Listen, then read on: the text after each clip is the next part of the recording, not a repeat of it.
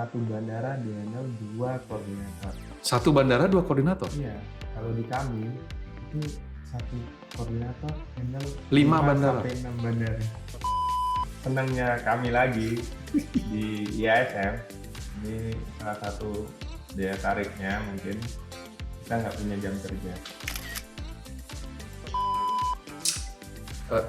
Kalau terjadi seperti itu, ini slot kasih nih, ternyata nggak diterbangin. Apa peran koordinator slot di sana?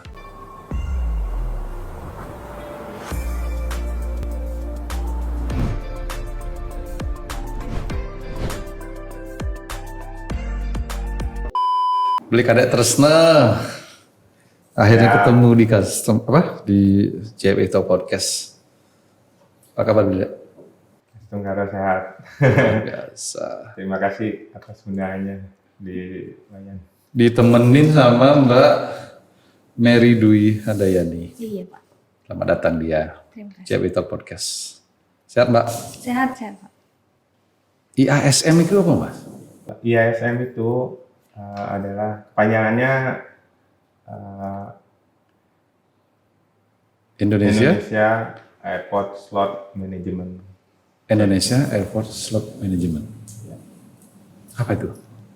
Untuk di Indonesia kita dibentuk satu unit dari DAU itu untuk menghandle 46 bandara, terutama bandara internasional dan bandara-bandara domestik yang sudah melebihi permintaannya daripada kapasitas. 46 bandara.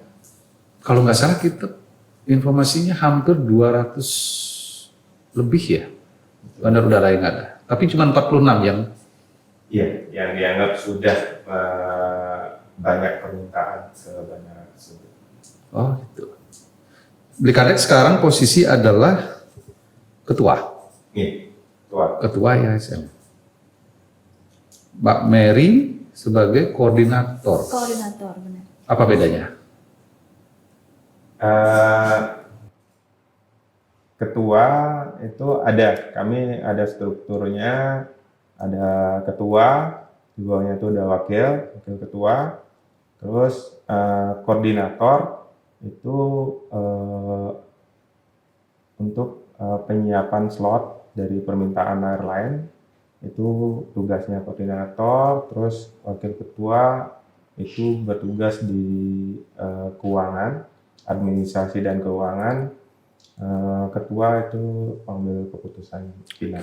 Nah, kembali lagi, slot. Boleh tahu tuh slot itu apa sebenarnya? Expertnya. Karena kan kalau Mbak di bandara kita, kalau penerbangan pernah kita dengar namanya juga apa ya, kalau pesawat boleh terbang ke satu bandara ke bandara lain gitu kan harus punya juga flight approval. Boleh tahu dong sebenarnya flight approval itu sama slot berbeda nggak ya? Oke, slot itu untuk definisi singkatnya mungkin ketersediaan waktu terbang di bandar udara. Oke. Tapi untuk pengertian lebih teknisnya itu adalah izin yang diberikan oleh koordinator untuk datang dan berangkatnya penerbangan yang terencana di bandara level 3 pada jam dan tanggal tertentu. Oke. Jadi izin itu untuk menggunakan infrastruktur bandara secara penuh. Nah itu, jadi airlines kalau untuk ada jadwal terbang reguler dia harus minta slot dulu. Oke. Setelah itu slot dapat. Yang flight approval sebenarnya itu untuk penerbangan irregular. Kalau reguler namanya izin rute. Oh, berarti slot itu sebelum apa namanya operator itu terbang secara reguler harus memastikan dulu slot yang tersedia. Iya, betul. Mungkin gini, saya tambahkan dikit. Itu penerbangan itu ada 2 kategori. Oke. Penerbangan berjadwal dan penerbangan tidak berjadwal. Yang disebut unscheduled itu. Iya, betul. Oke. Yang schedule, extra flight, Oke. charter itu termasuk di dalamnya itu yang unscheduled. Jadi intinya mereka harus memiliki slot terlebih dahulu sebelum bisa melakukan penerbangan. Jadi kalau yang berjadwal itu mereka minta ke kami, ke IASM. Dan untuk yang tidak berjadwal mereka minta ke bandara langsung, ke UPKS. Kalau kami sebut ke UPKS itu terdiri dari Orbang, Bandara Udara, dan Airnav. Setelah mereka memiliki slot, mereka akan mengurus perizinannya. Kalau yang reguler menjadi IR, kalau yang reguler itu menjadi FA. Oh gitu. Seperti itu. Ini ya. Ya, terus kalau tadi organisasi itu siapa saja yang ada di sana, Dile? Dari IASM. Di IASM. Di IASM itu kita dibentuk dari 3 konsorsium. Dari AP1, AP2, dan Airnav. Itu di bawah koordinasi dari Direktorat Angkutan Udara. Dirangkut, sorry. Oke. Berarti ada dari AP1, AP2, Airnav ada mengisi struktur di sana gitu. Selain tadi salah satunya adalah untuk mengevaluasi berarti ya. Berarti slot udah dan mengeluarkan izin slot time itu ya. Tugas pokoknya itu dari IASM ini. Kita mengevaluasi aja. Evaluasi. Kebutuhan ketersediaan. Kan ini Mbak Mary untuk proses. Kira-kira seperti apa Mbak Mar? Tugasnya IASM lah ya. Iya kira-kira gitulah ya.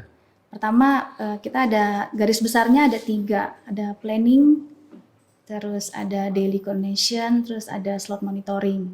Oke. Jadi kalau planning itu secara awamnya bisa disebutkan kalau ada airlines minta slot berapa banyak, dia serahkan ke kami IASM, lalu kami alokasikan sesuai kapasitas yang tersedia.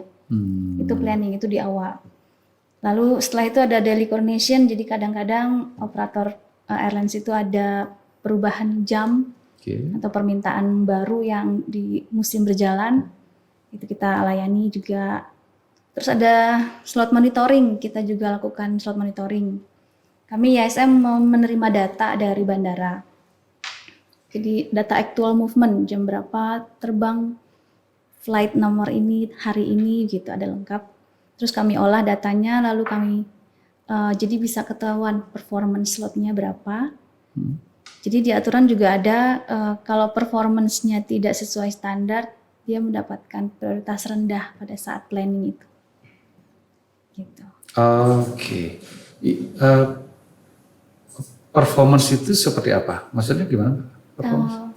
Misalnya nih slotnya untuk, kita kan bagi-bagi slot, maksudnya memberikan slot itu per musim. Ada summer, ada winter gitu. Itu untuk berapa operator? Semua airlines. Yang ada di, yang akan beroperasi di Indonesia gitu maksudnya. Oke. Di 46 bandara. Di 46 bandara, kemudian? Kita slot monitoring itu misalnya dalam satu musim flight number sekian udah dikasih 100 kali terbang dan take off gitu mungkin. Tapi ternyata yang digunakan hanya 50%-nya atau hanya 70%-nya. Jadi itu akan menentukan tingkat prioritasnya pada saat nanti di planning untuk musim selanjutnya. Artinya slot itu secara simpel bahwa ini waktu yang diberikan, rentang waktu ya, yang diberikan kepada setiap operator penerbangan atau airline untuk bisa terbang gitu ya? Iya, di jam tertentu. Di jam. Dan periodenya juga tertentu, jadi nggak akan selamanya juga dia di situ. Berdasarkan periode, kemudian waktu selama periode itu diberikan gitu ya? Biar lebih gamblang, untuk penerbangan itu ada dibagi 2 periode. ada musim summer kalau kita bilang sama winter. Hmm. Itu berkisar antara 6 bulan. Berarti slot itu dievaluasi setiap 6 bulan? Iya. Oh. Dan slot itu juga kita approve untuk selama 6 bulan. Nah, yang seperti Mbak Mary bilang tadi, di akhir musim kita akan evaluasi. Kalau sesuai dengan performanya mereka, bagus performanya, mereka punya hak untuk meminta kembali slot tersebut di musim mirroring. Kami sebut di sini mirroring itu summer to summer, winter to winter. Jadi sekarang ini kita berjalan di musim summer 22. Oke. Musim summer 22. Kalau di akhir musim mereka bagus, itu performanya di atas 70% untuk domestik dan 80% untuk internasional, mereka bisa mengklaim slot tersebut di summer 2023. Itu menjadi hak mereka untuk terbang kembali. Di periode yang berikutnya. Iya. Kalau tidak, mereka harus mengajukan kembali. oh gitu ya. Seberapa harus performance yang harus dicapai setiap slot yang sudah diberikan? Aturannya itu 80%. Oke.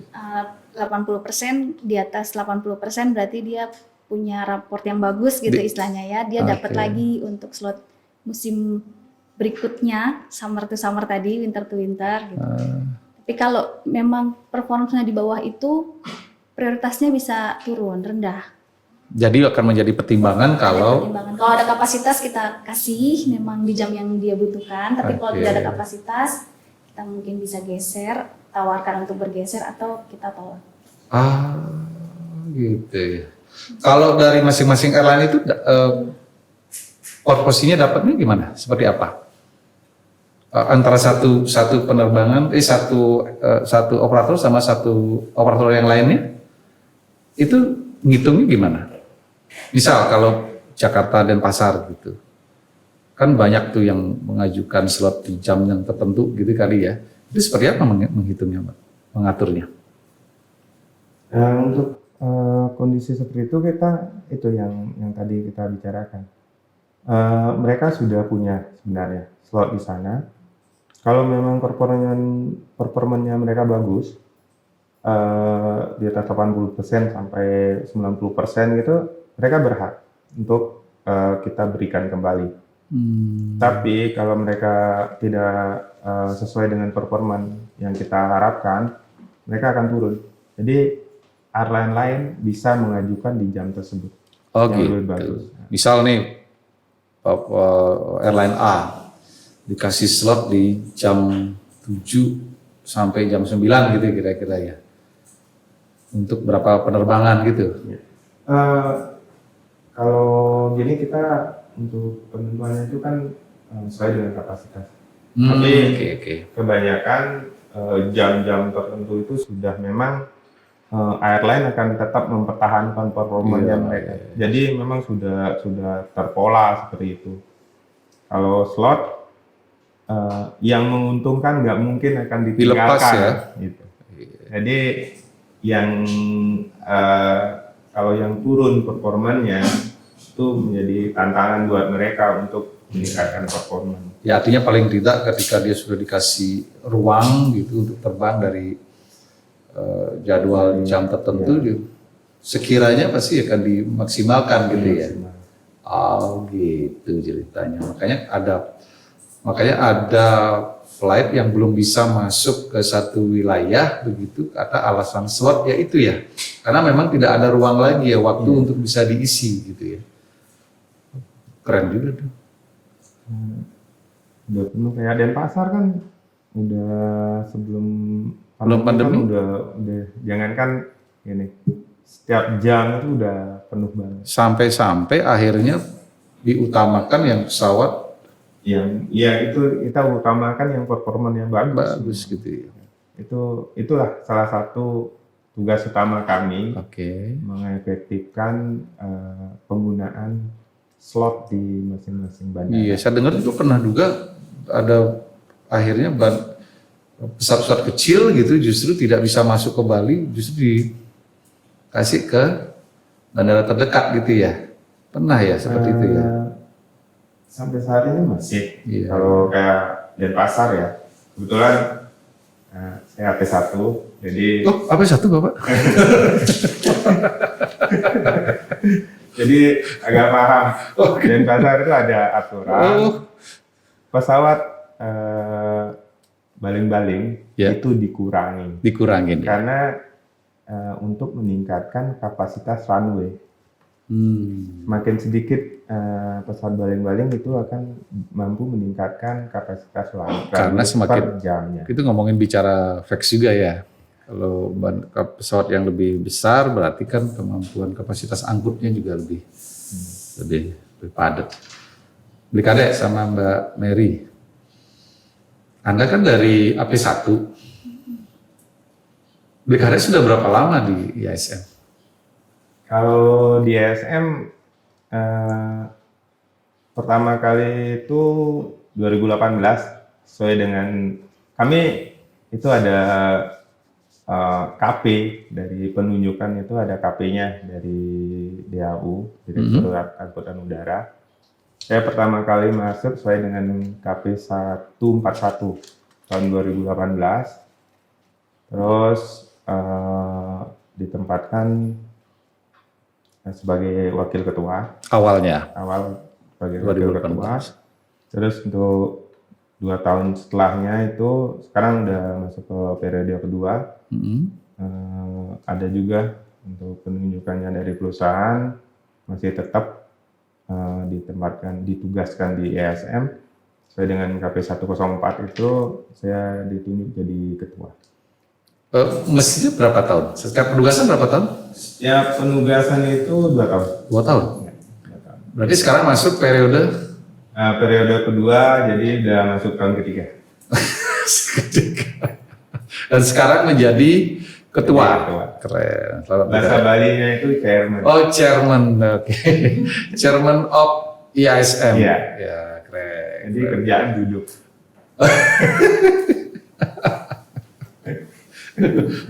Jadi Blikade ini kalau nggak salah dulu mengawali di Start di tahun 93 saya masuk AP1 itu base-nya SMA sebagai AMC. Oke, sebagai AMC Airport Movement Control Iya, sebagai tugas yang memastikan Ketersediaan parkir pesawat, pengaturan. penempatan dan penyimpanan pesawat udara. Ya, saya ketemu juga dulu tuh kalau ketemu Blikade docking gitu ya kan, ingat dulu. Terus setelah 23 tahun dikasih kepercayaan ke Kupang. Terus sempat ke Kupang? Sempat. Oke. Sebagai Asmen Airside. Oh, masih. Udara dan terminal juga. Di sana masih gabung. Jadi Asmen sisi udara, terminal dan customer service. Kita megang 3 unit di Kupang. Setelah Kupang baru ke? 1,5 tahun di Kupang, pindah ke Semarang. Oh, sempat ke Semarang? Semarang sempat. Tapi kalau Semarang lebih fokus di Airside aja. Airside saja. Berapa lama di Semarang? 1,5 tahun. Habis itu baru ke IASM. Lalu ke IASM. Dan hari ini Sudah sudah 3 tahun. sudah 3 tahun. Masuk periode 2 ya. Dari wakil ketua sekarang menjadi ketua IASM. Apa tadi? Kalau bahasa apanya? Chairman. Oke. Mantap nih. Mbak Mary, Iya Pak, ya kapan Mbak Mary? Di IASM IASM. sejak 2016. 2016? Lebih senior beliau. Oh, lebih senior lagi. Mbak Mary dulunya di mana Mbak Mary? Saya 2008 diterima di langsung penempatan Balikpapan. Terus Balikpapan? Balikpapan. Oke. Dulu Bandara Sepinggan namanya. Ya, Sepinggan. Berarti sebelum ada bandara baru ya? Iya. Ada bandara baru. Di unit? Pertama di unit informasi, terus 2 tahun ke ANC, 2 tahun di staff, lalu pindah ke kantor pusat. Mbak Mary dulu di basicnya apa Mbak Mary? operasi bandar udara dulu Operasi bandar udara. Oh, Bu. Dari dari STP Culuk. SPP Culuk. Oh, rekor 2008. 2008. Lumayan juga ya di Balikpapan ya. 6 tahun, Enam hampir 6 tahun ya. Kemudian ke Jakarta Ke Jakarta di di Direktorat Operasi. Direktorat Operasi. Setelah itu sempat kemana lagi? Enggak langsung ke ISM. Oh, langsung ke ISM. Keren. Berarti ini kita ada berapa teman kita ada di sana? Kalau Dari AP1? dari AP1 itu 4 orang. 4 orang. 4 orang organik, 1 PKWT. Kalau AP2? Sama, 4 orang juga? 4 orang. Airnav juga 4 orang. Oh, sama-sama. Masing-masing 4 gitu? Masing-masing 4 plus 1 tenaga pendukung. Oh, jadi konsorsiumnya ada 3 konsorsium dari AP1, AP2, dan Airnav. Dan inilah yang melakukan yang tadi disampaikan untuk melakukan planning, monitoring, dan evaluasi terhadap slot itu ya, Mbak? Ya. Oh, nah, sebegitu banyaknya, pastilah banyak ya kebutuhan atau pengajuan slot dan segala macam. Boleh cerita dong, Li dan Mbak Mary.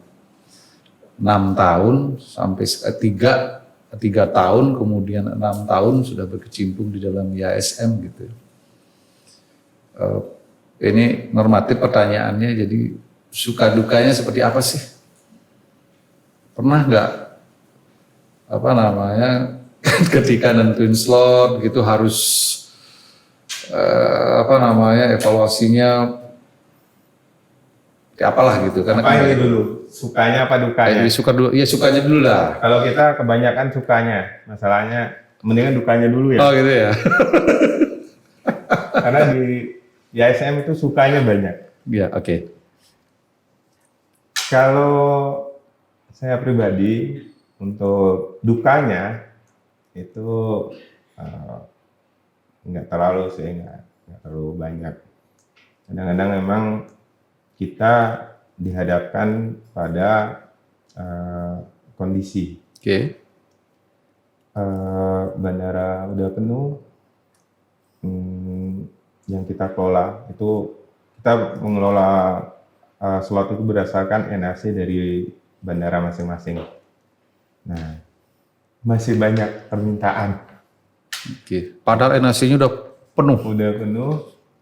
Masih banyak permintaan. Jadi NAC itu adalah notice airport capacity, kira-kira gitu ya. Ya. Jadi itu Kapasitas apronnya berapa? Oke, jadi ketersediaan check-in itu kan harus di kapasitas terminal dan kapasitas runway.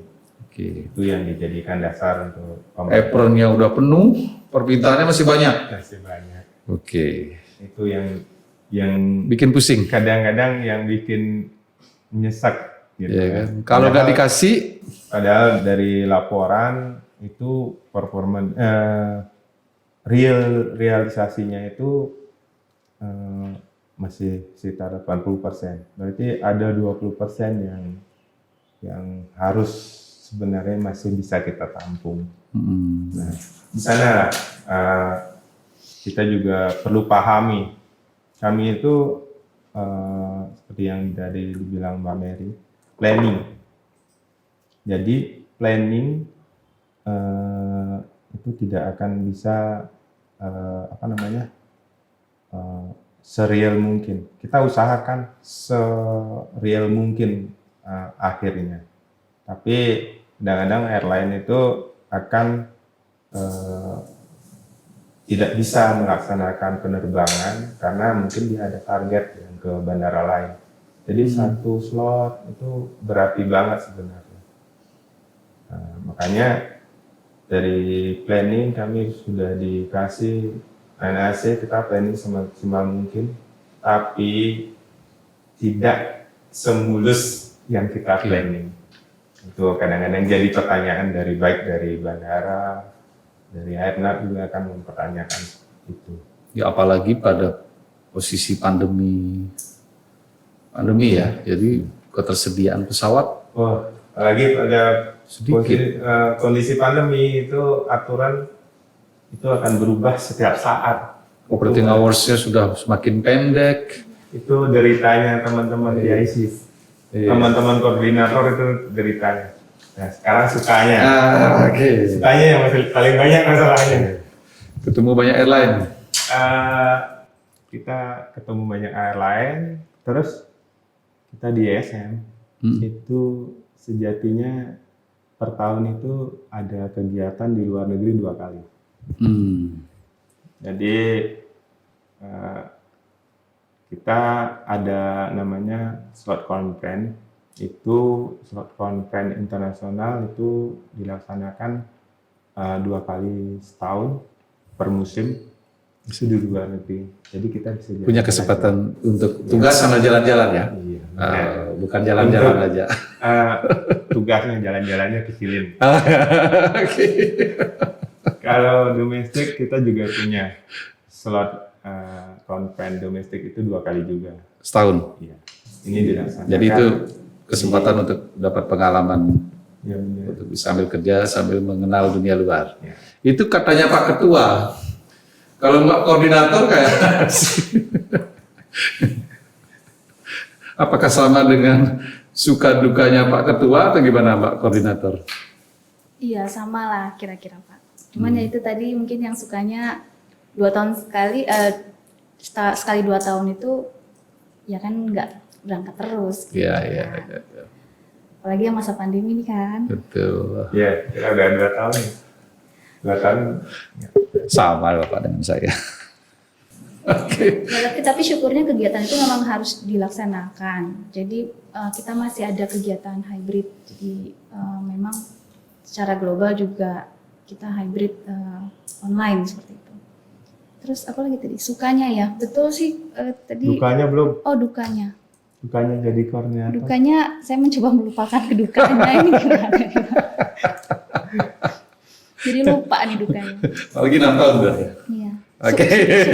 Sukanya aja nih Pak. Sukanya itu yang enaknya ketemu koordinasi dengan orang-orang di luar dari perusahaan kita gitu. Oke. Jadi kita bisa dapat ilmu juga dari teman, kan ada Airnav juga di koordinator di ISM. Jadi ngobrol sebenarnya runway seperti apa gitu. Oke. Terus AP2 bandaranya seperti apa, kebijakan AP2 memang ada yang berbeda dengan AP1. Jadi kita saling tukar informasi gitu. Oke. Terus belum lagi dengan UPKS bandara ya, outbound juga dengan DAO juga.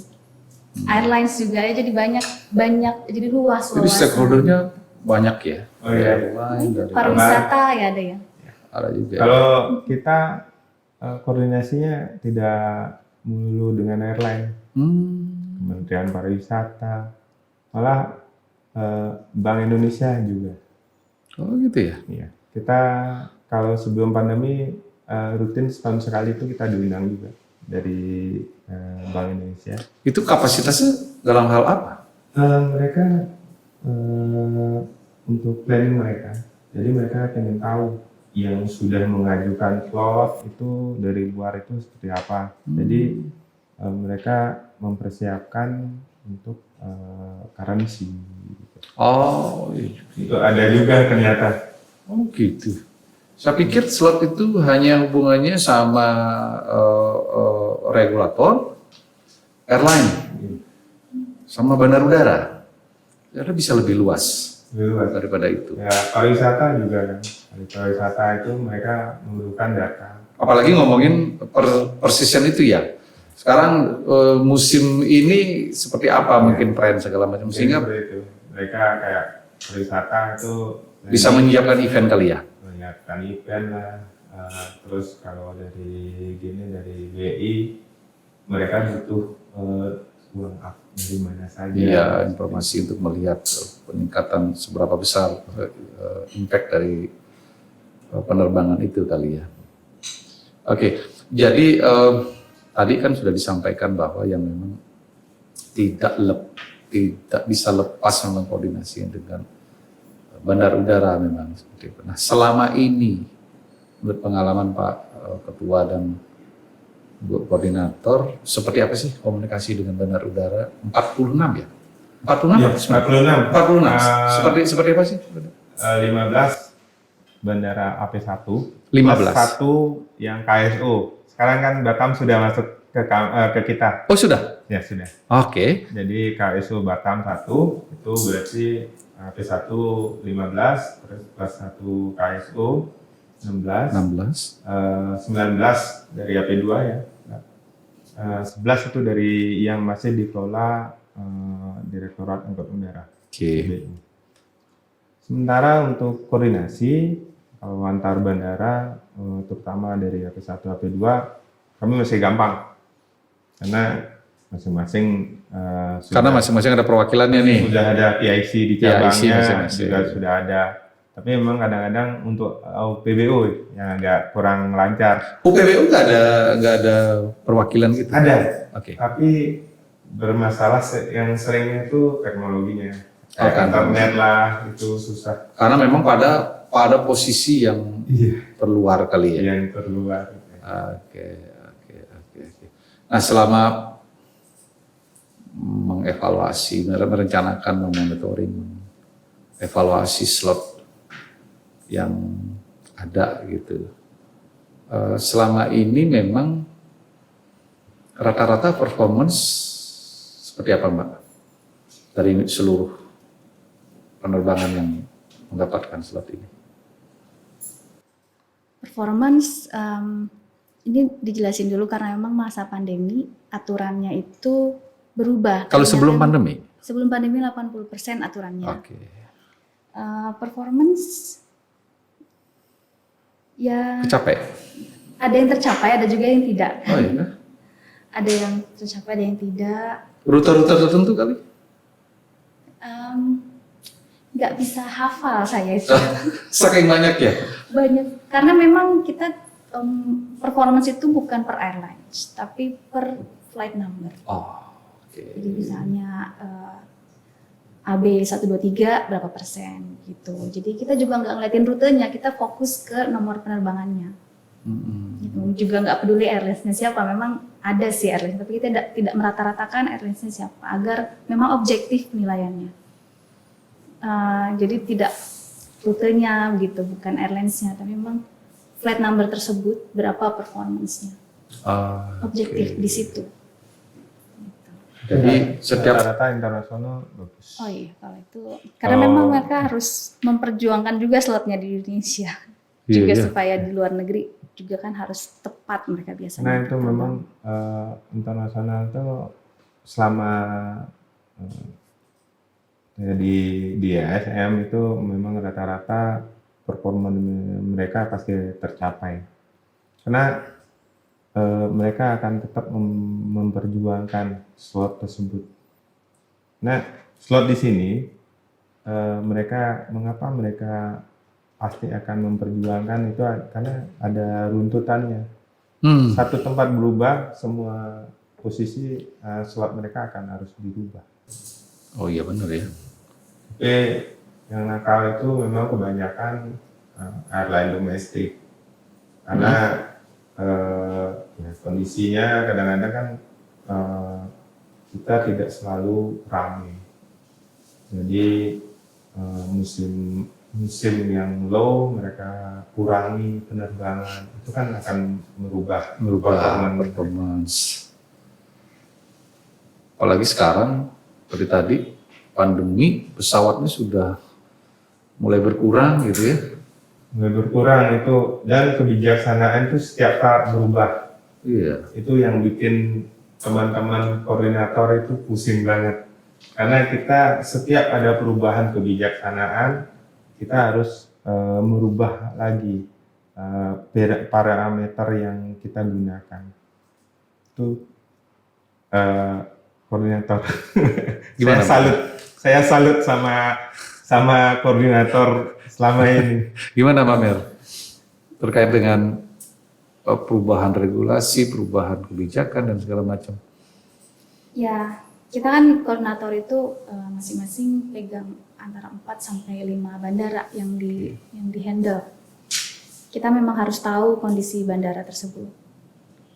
Operating hours-nya kan masih dinotemkan nih. Ya, oke. Mungkin teman-teman dari bandara pasti tahu. Jadi ada perkembangannya, mungkin maju mundur segala macam, kita harus sesuaikan. Kita juga harus koordinasi juga dengan airlines. Ini belum dibuka, bisa nggak dimundurin? Gitu. Coba cari kemungkinan rotasinya seperti apa. Tapi selama ini airlines juga bekerja sama lah. Mereka juga mau supaya penerbangannya juga jadi, mereka akan masukin waktunya di jam yang memang open bandaranya. Ya padahal seperti sekarang nih, kalau operating hours-nya sudah ditentuin nih. Dalam masa pandemi dari jam sekian sampai jam sekian. Sedangkan kalau menghitung mungkin load factor-nya, kebutuhannya bisa-bisa sebenarnya di luar jam itu ya Pak ya. Itu yang mungkin yang harus bagaimana meyakinkan ya antara bandar udara yang memiliki ruang kemudian airline untuk bisa terbang pada slot-slot jam-jam itu gitu kali ya. Iya, kan kita namanya juga koordinator, jadi memang harus koordinasi ya. Kalau memang ada permintaan yang lumayan banyak, kita juga sampaikanlah ke bandara apa mungkin ada rencana untuk diperpanjang OH-nya segala macam gitu. Kita komunikasikan bahwa ada permintaan ini gitu, bisa nggak masuk. Gitu. Itulah yang peran yang dilakukan seorang koordinator slot itu. Kurang lebih begitu. Kurang lebih begitu. Yang paling sulit dalam koordinasi itu apa sih Mbak? Yang paling sulit. Ya, saya nggak usah namanya gampang deh. Yang paling sulit deh. Dukanya udah mencoba melupakan, sekarang yang paling sulit karena kan tentu tadi disampaikan itu kan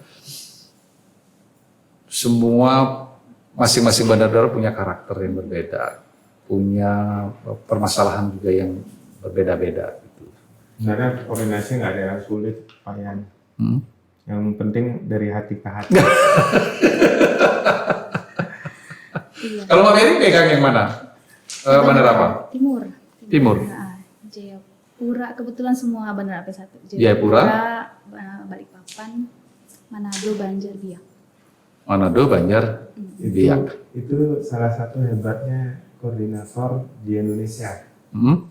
Kalau di negara lain, satu bandara dihandle 2 koordinator. Satu bandara 2 koordinator? Iya, kalau di kami itu satu koordinator handle 5 bandara sampai 6 bandara. Woi.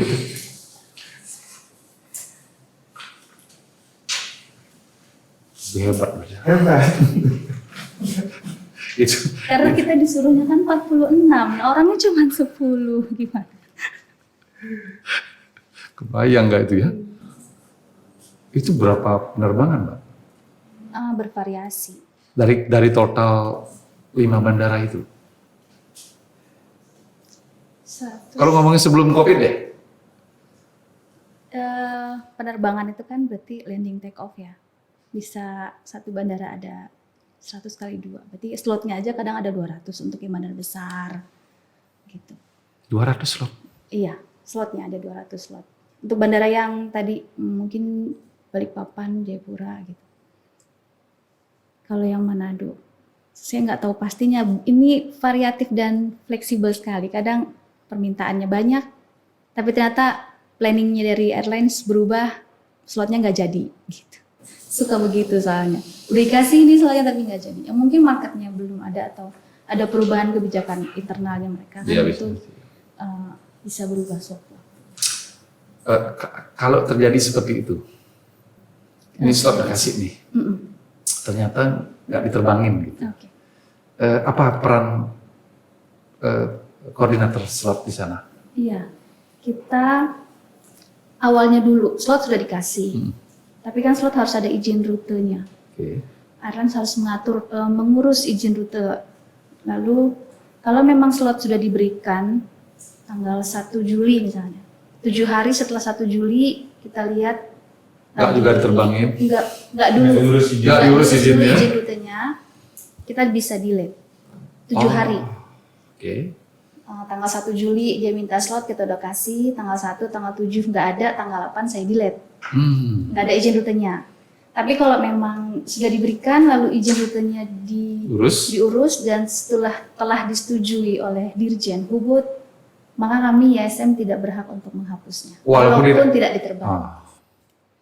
Itu ada aturannya lagi. Aturannya yang oleh DJU mungkin yang akan. Artinya ketika airline mengajukan slot nih untuk sebuah penerbangan ke satu bandara, berarti teman-teman koordinator melakukan evaluasinya, kemudian direkomendasikan untuk bisa diberikan slot itu. Jadi kemudian setelah dapat slot, airline wajib Mengurus izin rute. mengurus izin rute. Iya. Apabila izin rute itu tidak diurus sampai batas waktu, itu bisa dibatalkan slotnya. Bisa kami delete. Delete. Langsung. 7 hari setelah efektif date-nya. Iya, setelah slot. Tapi kalau sudah diurus kemudian tidak diterbangin, Itu dalam season berjalan kami tidak bisa berbuat apapun, tapi kami tetap harus menghitung performance-nya. Jadi itu akan berdampak ke season berikutnya lagi. Berarti dia performance-nya akan tidak cukup gitu kalau nggak diterbangin. Berarti dia nggak dapat lagi dong di season selanjutnya. Mirroring-nya. sayang juga ya. Iya betul. Jadi yang bisa kami lakukan ya seperti itu. Tunggu raport sampai akhir season. Tapi kalau lagi season berjalan nih kita nggak bisa. 6 bulan dong. Iya. Tapi ada kok untuk itu dari DAU dengan bandara sih. Yang musim berjalan itu kan intinya gini, kami tidak mengetahui realisasinya dia terbang apa tidak. Oh tidak sampai di sana Tidak sampai di sana. Kami evaluasinya. setelah monitoring. setelah approval terus dijadikan izin rute itu kami sudah anggap clear. Kalau sebelum diurus izin rutenya itu kami bisa bertindak untuk pendidikan. Iya, oke. Kita mendapat laporan realisasi itu setelah end season. Di sana baru kami bisa istilahnya untuk pengecekan performansinya mereka gitu. Oke. Berarti nanti teman-teman atau KIASM ini bisa masuk seperti tadi disampaikan di akhir musim Di ya. awal sama di akhir. Ya, di akhir musim mengevaluasi sebenarnya slotnya kepake apa enggak, seberapa banyak, berapa persen dipakai kan gitu ya. Kalau itu tidak memenuhi persyaratan tadi 80%, itu bisa dipakai evaluasi untuk Tidak memberikan perencanaan di di season mirroring-nya. Oke. Cakep itu. Satu orang ngurusin 6 bandara, 5 sampai 6 bandara. Aduh. Memang hebat-hebat kalau gitu. Dan senangnya kami lagi di IASM ini salah satu daya tariknya mungkin kita nggak punya jam kerja. Gak punya? Jam kerja. Aduh. Oh. Kalender semuanya biru gitu. Gak ada merahnya. Iya. Ya kalau merah semua bapak ya? telepon jam 10 harus jawab email, ya kita harus buka laptop kan gitu. Kalau airline itu dia nggak mikir. Ini udah jam kerjanya udah habis itu enggak. Oke. 1 minggu pun ya mereka tetap Ya, seperti itu. ya. Berarti teman-teman udah teruji berarti. Kadang jalan-jalan pun harus bawa laptop ini. Itu dulu irregular masih di ISM. Dulu irregular masih di ISM. Dulu, Oh iya? Jadi ya kalau irregular kan penerjat namanya irregular kadang-kadang. Kadang-kadang ada, kadang-kadang enggak. Bisa Saya pernah tuh, mendadak gitu ya Pak. ya justru saya pernah menghitung gitu, pernah di Denpasar gitu sebagai petugas untuk memungut apa istilahnya pada Yang airport dirinya airport tag-nya. tidak bukan biaya Eco planning PJP 4U. iya, jadi kan kalau pesawat non berjadwal gitu kan namanya unscheduled kan itu kan saya Yes. charge kan. Case on case. Ya, no pay no go ya. Dulu istilahnya adalah no pay no go gitu. Kalau nggak bayar nggak boleh pergi gitu. Jadi koordinasinya juga teman-teman AMC. Jadi saya mencari informasi jam berapa landingnya, jam berapa block on-nya, jam berapa block out-nya gitu kan. Kalau belum bayar AMC nggak ngerilis. Iya. Gitu. Sebelum kami dapat kalau waktu di ANC sebelum kami dapat rilis dari keuangan, oke, udah clear pembayaran, baru kita kasih informasikan ke briefing biar dia bisa bikin flight plan kan gitu. Iya betul. Padahal saya juga kerjaan itu, tapi baru sekarang mau kepikir paham banget terkait dengan slot itu ya. Nah, karena memang basically Pak Ketua ini kan dari ANC, saya kira tidak akan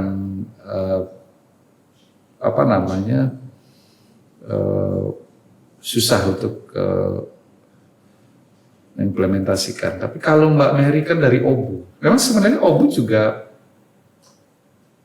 arahnya ke sana ya Pak? Seberapa basic pendidikan anak untuk bisa mendukung kinerja anak sekarang? Iya, saya rasa cukup mendukung ya Pak ya, karena kita juga belajar tentang kapasitas, menghitung kapasitas seperti itu. Lalu juga ANC kan dulu dipelajari juga. Oh, ada Plus, Pak. Okay. Plus juga kerja sempat di ANC, jadi kita tahu parking stand. Sempat di ANC juga? Sempat 2 tahun. Oke. Lalu konfigurasi parking stand kan itu semua dipakai pada saat menghitung kapasitas di ISM gitu. Jadi ya terpakai. Jadi Mbak Mary paham betul nih kalau di konfigurasinya Bandara Sentani berapa parking stand-nya. Bandara yang lain tahu? Enggak sempat pelajari bandara lain. Biasanya CIC bertanggung jawab pada kondisi bandara yang dikoordinasikan. Jadi mereka juga harus paham tiap bandara tersebut tentang NAC-nya, terus sudah mengantongi PIC masing-masing bandara. Jadi minimal kalau handle 5 itu PIC aja minimal harus kenal 10 orang. Karena dari bandara 1 orang, dari airnav 1 orang. Terus minimal paham kondisi bandara masing-masing yang 5 itu. Aku bayang itu satu orang ngurusin pegang nama bandar udara. Cakep juga. Oke, Mbak Mary, jadi tadi 6 tahun ya sudah ya. 6 tahun lama juga ya. Nggak pengen balik lagi.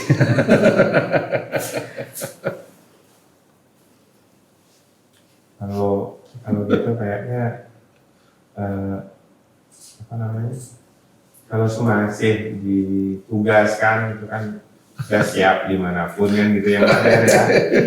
Kalau memang Kita sudah tanda tangan di atas materai. dimanapun kan gitu. Tadi ajak itu teman-teman, jadi wah di ISM tuh keren loh gitu kan. Iya. Sebenarnya dari manapun bisa sebenarnya untuk masuk di ISM. Yang terutama memang sementara ini paling gampang itu memang ngambil dari operasi. Ya. Karena sudah paham lah konfigurasi parkir, tempatnya pesawat seperti apa, terus teman-teman terminal juga itu mereka paham penempatan check-in counter seperti apa gitu. Jadi kalau dipelajari dari manapun bisa. Yang penting kita ada diklatnya. Oh ya? Ada. Ada diklatnya, ada diklat khususnya. Biasanya yang ditempatkan di IASM itu sudah mengantongi diklat Airport slot and scheduling dari IATA. Oh, dari IATA. Itu rutin dilaksanakan dari AP1 juga rutin dari CFE. Oh iya kan? Dulu sebelum pandemi itu kalau nggak salah tahun sekali ada. Oh, berarti juga kalau tadi ngomongin international conference terkait dengan slot untuk internasional, berarti di dalam negeri juga seluruh pada periode tertentu airline, kemudian IASM, bandar udara itu ada ininya ya, ada koordinasinya untuk penentuan setiap musim itu ya. Ada. Okay. Ada 2 domestik internasional. Kalau internasional ini sebentar lagi kami akan melaksanakan slot conference domestik di Solo dari tanggal 18 ya.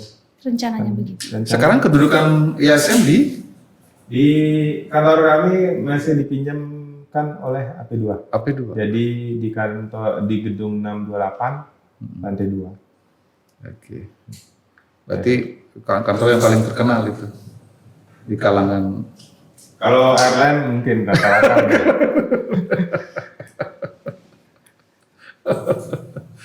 Kita juga ada webnya, website ada untuk IASM.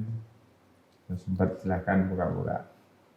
Jadi untuk apa namanya, untuk menambah wawasan kita lah. Betul ya, Pak Andika. Pak Ketua, Pak Koordinator, ada informasi atau apa namanya buat teman-teman kita nih yang ada di AP1 terkait dengan IASM, ada yang disampaikan nggak? Mungkin ayo gitu bergabung IASM cari. Harapan kami dan syukurlah dari penugasan AP1 itu sekarang untuk di IASM sudah memang dijadikan pola karir. Jadi ayo gabung ke IASM. Kalau ada kesempatan. Karena sudah merupakan pola karir. Jadi keluar dari sana pun akan ya semoga masih diperhitungkan, apalagi dengan pengalaman yang didapat. Ya betul. Luar biasa gitu. Gimana Mbak? Dulu di operasi bandar udara, yang dikerjain, yang diurus hampir sama kali ya. Ada kemiripan ya, yang bisa pengalaman yang di operasi bandar untuk di IASM. Ya ada ya. Jadi dulu kan kita planningnya tiap hari nih, kalau orang HMC mungkin tahu malam dapat rotasi, pagi kita susun. Kalau sekarang mungkin di program lingkupnya lebih luas. Gitu. Kalau dulu mikirin assetnya, gimana meng-set supaya kapasitas yang ada bisa maksimal. Gitu. Nah kemudian hal itu justru dikoordinasikan lagi sekarang sama teman-teman di IASM sebenarnya kan gitu ya. Bagaimana kapasitas yang ada bisa dimaksimalkan lewat IASM, kemudian memberikan slot kepada penerbangan. Kira-kira begitu ya. Ya udahlah, related kalau gitu. Itu pesannya Pak Ketua tuh Pak. Kalau Mbak ke koordinator apa nih kepada teman-teman kita di AP1? Apa ya? Gak ada lah Pak, sama aja. Ayo sini bantuin saya gitu nggak? Menambah gini Pak, saya setelah masuk IASM itu menambah wawasan. Oh pasti. Ya. Jadi dengan bertemu banyak orang, komunikasi dengan banyak orang itu, jadi kita lebih memperluas wawasan kita. Karena segala macam loh, bukan orang. Ternyata BI juga butuh informasi. Benar. Dinas pariwisata terkait. Tahunya kan kita kalau waktu di bandara kan, slot itu cuma buat kita kan, kita kelola sendiri. Ternyata setelah di sini, ternyata slot diperlukan juga buat yang lain. Ternyata nggak hanya sebatas stakeholder yang terkait langsung, ternyata nggak kan juga. Jangan-jangan besok teman-teman hotel juga dari perhimpunan butuh informasi ya tentang slot itu. Sebenarnya sama sih, tapi biasanya dikoordinir oleh Kementerian Pariwisata. Pariwisata. Mereka yang menyediakan datanya untuk gini gitu. Informasi itu ya. Oke. Saya pikir banyak informasi yang didapat dari bincang-bincangnya sama Pak Ketua dan Pak Koordinator IASM. Ternyata pertama kita tahu bahwa ada teman-teman yang dipercaya untuk bisa duduk di organisasi IASM, yang memberikan kontribusi yang cukup signifikan kalau nggak bisa dibilang ya, bahwa terkait dengan proses dunia penerbangan. Kemudian yang kedua, ternyata ini menunjukkan kita tidak kalah dari tadi dikatakan kalau di luar negeri dua orang ngurusin berapa tadi satu bandara, sedangkan di Indonesia satu orang ngurusin 5 sampai 6 bandar udara. Keren. Jadi mudah-mudahan Pak Ketua, Pak Kadek itu dilancarkan tugasnya. Kemudian Mbak Mary tetap koordinasinya jalan terus dengan lain, bisa terus untuk berkontribusi, tentu dengan AP1 juga. Mudah-mudahan ini menjadi pintu juga bagi teman-teman kali yang kepingin mendapat pengalaman baru gitu ya, tidak hanya tadi berkutat di bandar udara saja, tapi bicara lebih luas daripada itu. Oleh Pak Ketua dan Bu Koordinator, saya punya oleh-oleh dari JPECTOR Podcast. Mbak Mary, ini dari teman-teman JPECTOR Podcast untuk Mbak Mary. Terima kasih. Oke, mudah-mudahan ini tidak hari terakhir kita di sini, jadi kapan-kapan kita ngobrol lagi. Saya juga terima kasih ini untuk Pak Wayan. Pak Ketua. Terima kasih. Wih. Ya. Ini belum tentu setiap karyawan AP1 punya loh. Iya. Beruntung sekali, Kita beruntung sekali sudah diundang sama Pak Wayan dan tim. Terima kasih atas kesempatannya kami bisa hadir di sini berkat beliau. Nah, sekali lagi saya mengganggu kesibukannya, tadi katanya tidak ada hari kerja. Kalendernya hitam semua, nggak ada merahnya. Memang musim saat ini kami memang sedang, apalagi sekarang sudah masuk ke kemarin pas memang kita lagi persiapan untuk musim winter 22. Jadi ini sudah masuk Juli, Agustus. Biasanya ini kalau belum pandemi rame-ramenya ya, internasional terutama ya. Kayaknya di sini kami juga memang agak lumayan. Sekali lagi terima kasih Pak Ketua IASM dan Koordinator IASM, sukses selalu dan kita jumpa lagi pada obrolan di JPECTOR Podcast. Terima kasih. Thank you ya. Terima kasih.